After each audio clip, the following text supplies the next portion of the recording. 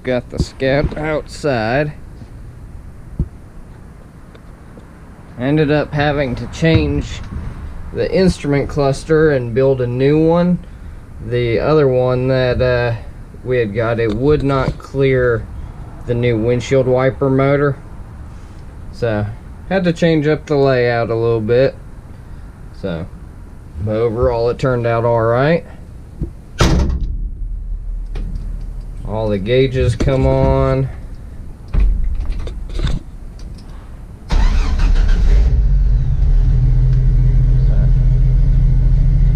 And they're all working.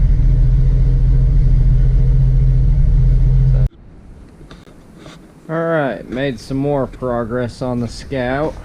I've got the wiring almost 100% finished. I've got to just clamp up one more section.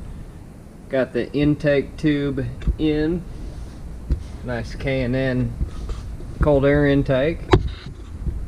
And was able to get a radiator fan working for it. I've not been able to locate the shroud that we want to use yet, so that might come later. Did have to drill and tap for the coolant temperature sensor for the new gauge. Got it all wired up, all the wiring underneath is done, and we're on to the brake booster. So there was a hump here that would interfere with converting to the power brakes. I did have to open up the hole here on the firewall and drill new holes for mounting. So I'm gonna clean all this up. Just got done welding this plate in. I've got another corner piece to make here, and I'll weld that in. So make it nice and smooth.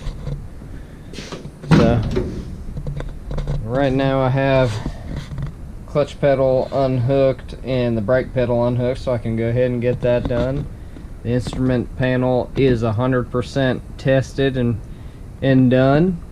Radio's in and done. So once I get the brake booster and master cylinder in, I'll need to make new lines to replace these two to go down to their distribution block that's down here.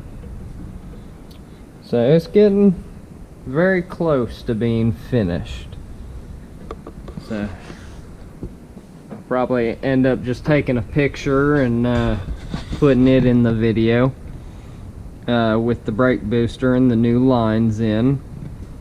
And then the very next video may actually be the drive with the owners of the vehicle. So thank you for watching.